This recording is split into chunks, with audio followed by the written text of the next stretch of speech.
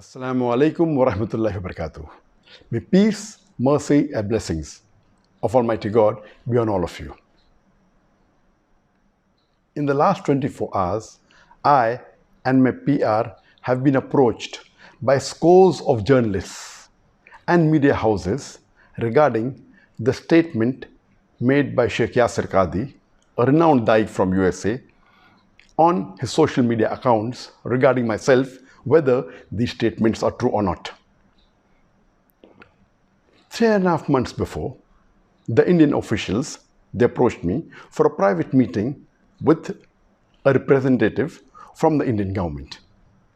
And when he came to Putrajaya in the 4th week of September 2019 to meet me, he said that he is coming after personally meeting and under the direct instructions of the Prime Minister of India, Narendra Modi, and the Home Minister of India, Amit Shah. And he said that he wanted to remove the misconceptions and the miscommunication that is there between myself and the Indian government, and he wants to provide me a safe passage to India.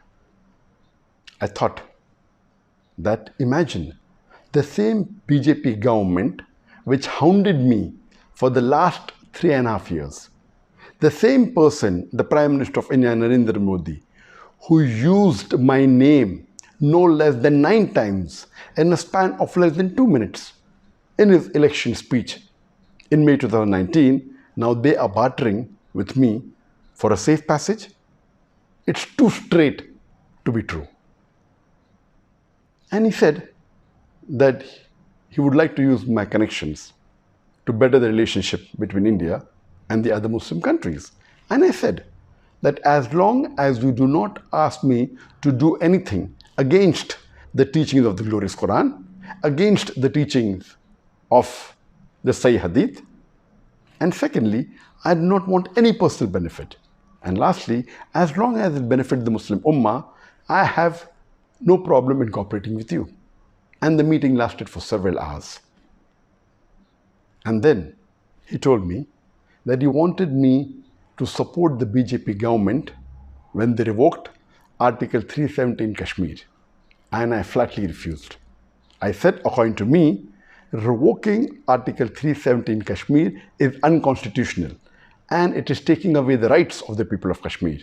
I cannot support an act of injustice, and neither can I betray the people of Kashmir. And when he realized that I will not support any act of injustice, he said that he has no problem even if I speak against any agencies of India, whether it be the NIA, whether it be the ED, whether it be the police, but I should not specifically speak against the BJP government and against Narendra Modi. And I told him that according to me, the NIA, the ED, they are not to blame. They are just following their political bosses and they're being forced to do what they're doing. And I'm not here to speak against any government. I'm a Dai who's spreading the message of Islam. As long as they do not do injustice to the human beings and to Muslims, why should I speak against them? And lately, on the 17th of December 2019, I gave a press statement against CAA, the Citizen Amendment Act, and which was published in the media. When I heard statements and I saw on the video statements of many Muslim leaders in India when they are openly and completely supporting the BJP government when they revoked Article 370 in Kashmir, I thought to myself, how can a Muslim who has the basic knowledge of Islam do this? Some of them supported the NRC in Assam. Some went to the extent of saying that NRC should be done throughout India. Now I realize that these Muslim leaders surely may have been blackmailed, may have been pressurized, may have been forced to support the unjust BJP government, otherwise face dire consequences.